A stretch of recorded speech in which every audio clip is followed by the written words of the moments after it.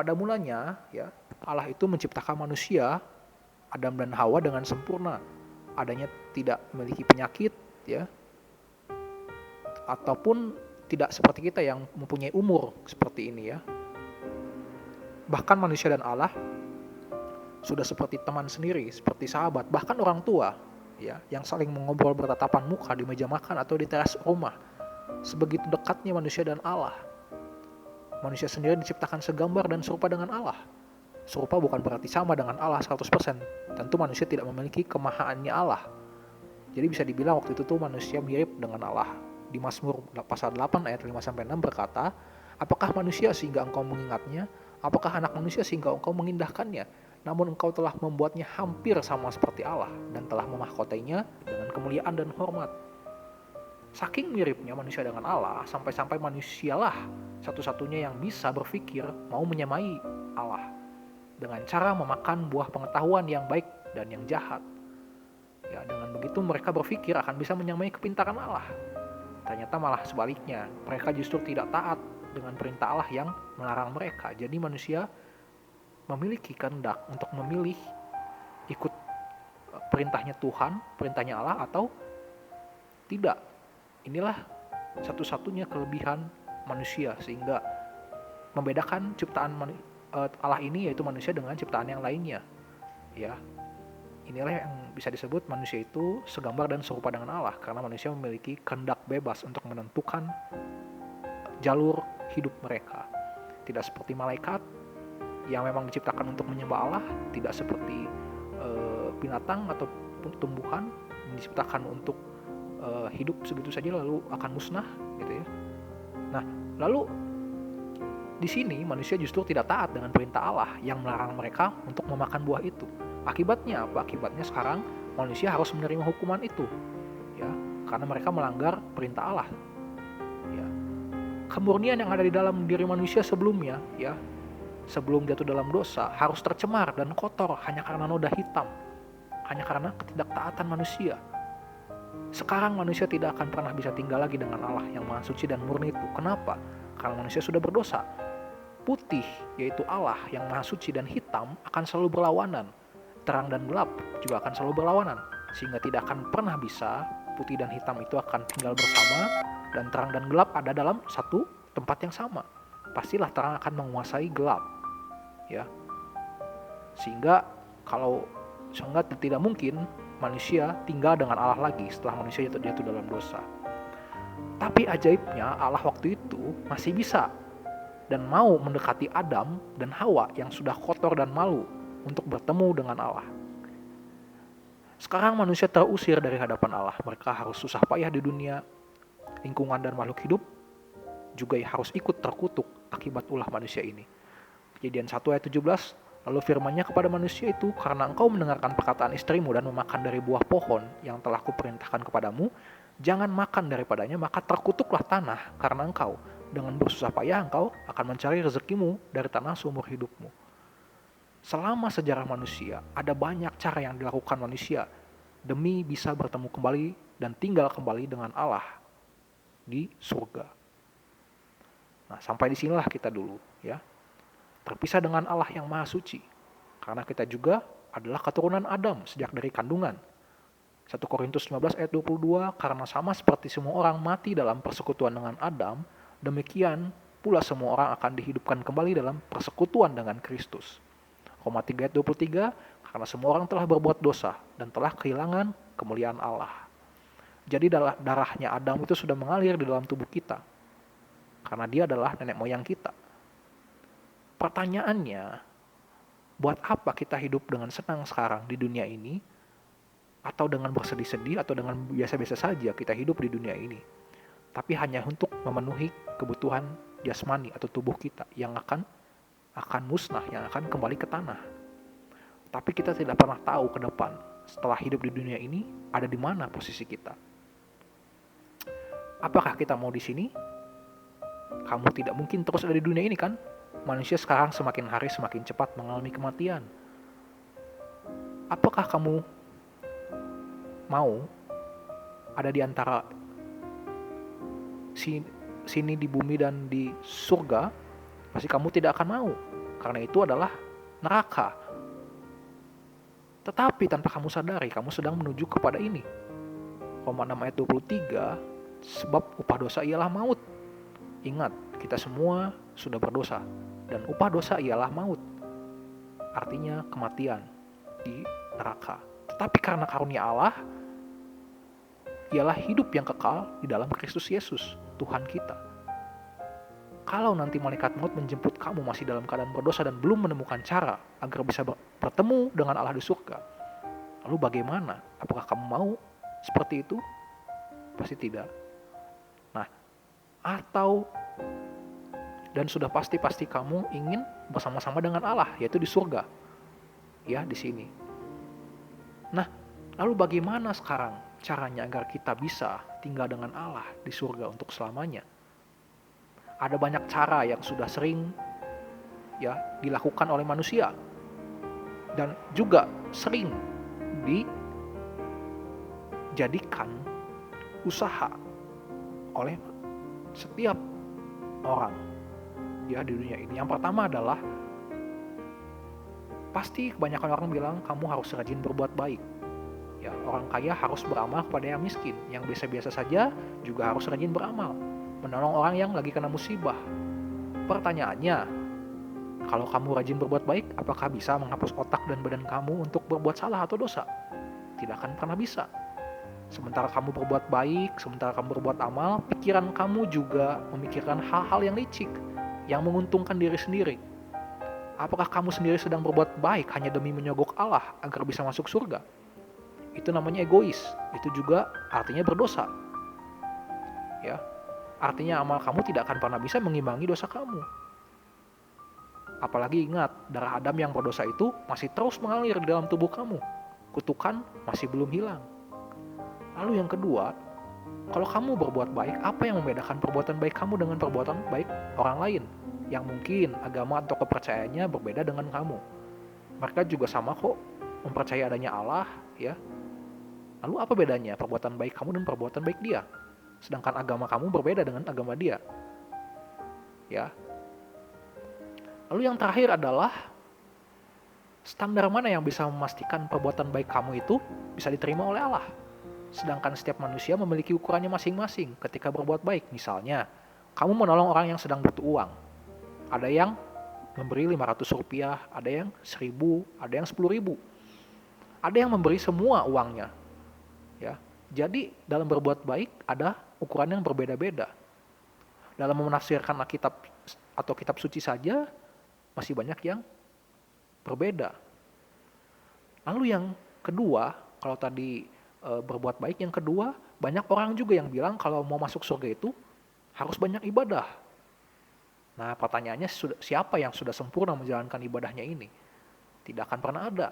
Jangankan beda agama, satu agama saja masih banyak yang berbeda pendapat dan menafsirkan isi kitab sucinya. Ingat, untuk bisa masuk ke surga, Allah tidak akan menerima sesuatu apapun yang ada noda atau berdosa. Salah sedikit saja menjalankan tata cara ibadah, itu sudah dosa. Kok kejam banget? Bukan kejam, ini sudah hukum alam, ketetapan Allah. Sekali lagi, logikanya mana bisa terang dan gelap itu bersatu. Mana bisa ada noda di dalam surga. Karena surga itu tempat yang maha suci, tidak ada dosa di dalam surga.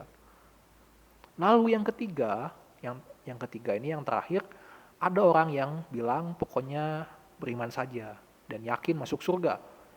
Mudah-mudahan Allah akan mengampuni dan memasukkan kita ke dalam surga. Nah, untuk yang satu ini ingat, jangan sampai kita merasa sok tahu atau berusaha mengatur Allah. Kita ini manusia yang sudah berdosa, selalu ingin menutupi kesalahan dan kekurangan kita dengan cara menyalahgunakan kemahakasihan Allah. Kita bilang Allah kan maha pemaaf, maha mengampuni. Betul, tapi dari mana kamu yakin kalau Allah pasti akan memaafkan dosa-dosa kamu dan memasukkan kamu ke dalam surga?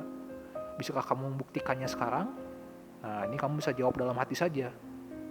Jadi intinya semua manusia itu usahanya sebenarnya sia-sia, ya. Kamu yang dulu dan mungkin sampai sekarang ada di sini, sekarang sedang menuju ke sini. Nah, ini mohon maaf, saya tidak berusaha untuk menakut-nakuti, tapi ini adalah kenyataan. Jadi, bagaimana cara kita atau cara yang pasti agar kita bisa ada di surga, yang pertama firman Allah mengatakan Allah sendirilah yang punya inisiatif dan yang harus punya inisiatif untuk ingin membawa manusia yang sudah dalam dosa itu hidup bersama-sama lagi dengan dirinya di surga. Kejadian 3 ayat 15, aku akan mengadakan permusuhan antara engkau dan perempuan ini, antara keturunanmu dan keturunannya. Keturunannya akan meremukkan kepalamu dan engkau akan meremukkan tumitnya. Ya, kemudian Efesus 2 ayat 3-10, sebenarnya dahulu kami semua juga terhitung di antara mereka ketika kami hidup di dalam hawa nafsu, daging dan menuruti kehendak daging dan pikiran kami yang jahat. Pada dasarnya kami adalah orang-orang yang harus dimurkai sama seperti mereka yang lain. Tetapi Allah yang kaya dengan rahmat oleh karena kasih-Nya yang besar yang dilimpahkannya kepada kita telah menghidupkan kita bersama-sama dengan Kristus. Sekalipun kita telah mati oleh kesalahan-kesalahan kita, oleh kasih karunia kamu diselamatkan. Dan di dalam Yesus Kristus Ia telah membangkitkan kita juga dan berikan tempat bersama-sama dengan Dia di surga. Supaya pada masa yang akan datang Ia menunjukkan kepada kita kekayaan kasih karunia-Nya yang melimpah-limpah sesuai dengan kebaikan-Nya terhadap kita dalam Kristus Yesus. Sebab karena kasih karunia kamu diselamatkan oleh iman, itu bukan hasil usahamu, tetapi pemberian Allah. Ingat, manusia yang gelap tidak bisa mendatangi Allah yang terang, hanya terang saja yang bisa mendatangi kegelapan dan menyinarinya agar gelap itu sekarang menjadi terang. Kalau begitu, kenapa Allah tidak langsung mendatangi kita dan memindahkan kita ke dalam surga? Apa kamu tahu akibatnya kalau Allah datang dalam wujudnya yang maha suci dan terang itu? Ya, kita semua yang berdosa akan mati. Kegelapan itu akan musnah, akan dikuasai oleh terang. Jadi bagaimana agar gelap itu menjadi terang kalau ujung-ujungnya gelap itu sendiri akan musnah? Nah, disinilah kemahakuasaan Allah ditunjukkan. Dia rela dan ikhlas untuk sementara waktu menjadi sama dengan manusia, lahir ke bumi dalam bentuk wujud manusia agar dia bisa berkomunikasi, berelasi dengan manusia tanpa harus membuat kegelapan itu musnah oleh terangnya yang kekal. Ya, Yohanes 3 ayat 16 mengatakan, begitu besar kasih Allah akan dunia ini sehingga Ia mengaruniakan anaknya yang tunggal supaya setiap orang yang percaya kepadanya tidak binasa melainkan hidup yang kekal. Seperti ruangan yang diberikan lampu oleh si pemilik lampunya, Dia masuk ke ruangan menunggu kita yang mau menerimanya. Nah, dalam firman Tuhan, Dia dikenal dengan nama Yesus Kristus, Sang Al-Masih atau Mesias. Dia yang adalah Allah sendiri harus rela dan mau merasakan penderitaan kita di bumi, bahkan sampai difitnah, dihina, didera, sampai disalib. Padahal Dia sama sekali tidak berdosa. 1 Petrus 2 ayat 21-24, sebab untuk itulah kamu dipanggil, karena Kristus pun telah menderita untuk kamu dan telah meninggalkan teladan bagimu, supaya kamu mengikuti jejaknya. Ia tidak berbuat dosa dan tipu tidak ada dalam mulutnya. Ketika ia dicaci maki, ia tidak membalas dengan mencaci maki. Ketika ia menderita, ia tidak mengancam, tetapi ia menyerahkannya kepada Dia yang menghakimi dengan adil. Ia sendiri telah memikul dosa kita di dalam tubuhnya di kayu salib, supaya kita yang telah mati terhadap dosa hidup untuk kebenaran. Oleh bilur-bilurnya kamu telah sembuh. Ya, bukankah itu membuktikan di depan mata manusia bahwa Dia adalah Allah yang Maha Kasih dan Maha Tahu itu, sehingga Dia bisa merasakan bagaimana rasanya ketika kita ada dalam kesusahan dan kesedihan. Jadi dengan cara kematiannya di salib, Dia sudah menggantikan cara ibadah kita yang selama ini hanya beramal sembari terus melakukan dosa. Yesus yang tidak berdosa itu mati tubuh fisiknya hanya demi saya dan kamu bisa menjadi terang. Ya. Ibrani 10 ayat 11-14, selanjutnya setiap imam melakukan tiap-tiap hari pelayanannya dan berulang-ulang mempersembahkan korban yang sama sekali tidak dapat menghapuskan dosa. Tetapi Ia telah mempersembahkan hanya satu saja korban. Ia duduk untuk selama-lamanya di sebelah kanan Allah. Dan sekarang Ia, yaitu Tuhan Yesus, hanya menantikan saatnya di mana musuh-musuhnya akan dijadikan tumpuan kakinya. Sebab oleh satu korban saja, Ia, yaitu Tuhan Yesus, telah menyempurnakan untuk selama-lamanya mereka yang Ia kuduskan. Lalu kenapa kematiannya kok bisa menyelamatkan saya dan Anda dan memindahkan kita ke surga? Tuhan Yesus sendiri pernah berkata, ya, setelah Dia mati Dia akan bangkit dan menyediakan tempat di surga. Yohanes 14 ayat 2-3, katakan, di rumah Bapakku banyak tempat tinggal. Jika tidak demikian, tentu aku mengatakannya kepadamu, sebab aku pergi ke situ untuk menyediakan tempat bagimu. Dan apabila aku telah pergi ke situ dan telah menyediakan tempat bagimu, aku akan datang kembali dan membawa kamu ke tempatku, supaya di tempat di mana aku berada, kamu pun berada. Kepada Yesus juga diberikan kunci, yaitu kunci neraka dan juga kunci surga. Yohanes 14 ayat 6. Kata Yesus kepadanya, akulah jalan dan kebenaran dan hidup. Tidak ada seorang pun yang datang kepada Bapa kalau tidak melalui aku. Ya. Wahyu 1 ayat 17-18. Ketika aku melihat dia, tersungkurlah aku di depan kakinya, sama seperti orang yang mati. Tetapi ia meletakkan tangan kanannya di atasku lalu berkata, jangan takut, aku adalah yang awal dan yang akhir, dan yang hidup. Aku telah mati, namun lihatlah, aku hidup sampai selama-lamanya, dan aku memegang segala kunci maut dan kerajaan maut. Artinya dari semua ini hanya Yesus Kristus lah yang tahu bagaimana caranya ke surga. Ya. Dan hanya dia yang jadi kunci untuk bisa sampai ke sini, yaitu ke surga. Lalu yang terakhir, bagaimana caranya kalau memang sekarang kita sudah mau masuk ke surga? Saya mau percaya Tuhan Yesus agar bisa masuk surga. Firman Tuhan mengatakan, terimalah dan akuilah Yesus sebagai Tuhan. Ya. Roma 10 ayat 9. Sebab jika kamu mengaku dengan mulutmu bahwa Yesus adalah Tuhan dan percaya dalam hatimu bahwa Allah telah membangkitkan dia dari antara orang mati, maka kamu akan diselamatkan. Kemudian Yohanes 5 ayat 24. Aku berkata kepadamu, sesungguhnya barang siapa mendengar perkataanku dan percaya kepada dia yang mengutus aku, ia mempunyai hidup yang kekal dan tidak turut dihukum, sebab ia sudah pindah dari dalam maut ke dalam hidup. Matius 7 ayat 21. Bukan setiap orang yang berseru kepadaku, Tuhan, Tuhan, akan masuk ke dalam kerajaan surga, melainkan dia yang melakukan kehendak Bapakku yang di surga. Itulah yang akan masuk ke dalam kerajaan Allah. Maka kamu akan dipindah dari kegelapan menuju terangnya sekarang juga. Maka meskipun sekarang kamu sedang sakit, sedang miskin, menderita, kamu tidak akan lagi bersedih. Hidupmu tidak akan lagi biasa-biasa saja. Tetapi justru kamu akan bahagia. Bukan bahagia karena kamu punya harta, ya, bukan bahagia karena kamu punya jabatan, bukan bahagia karena kamu punya kenyamanan, keamanan. Tetapi kamu bahagia karena kamu sudah memiliki kepastian, pengharapan bahwa setelah kamu hidup di dunia ini dan mati, kamu sudah pasti dipindahkan bersama-sama dengan Allah, hidup selamanya di dalam surga. Amin.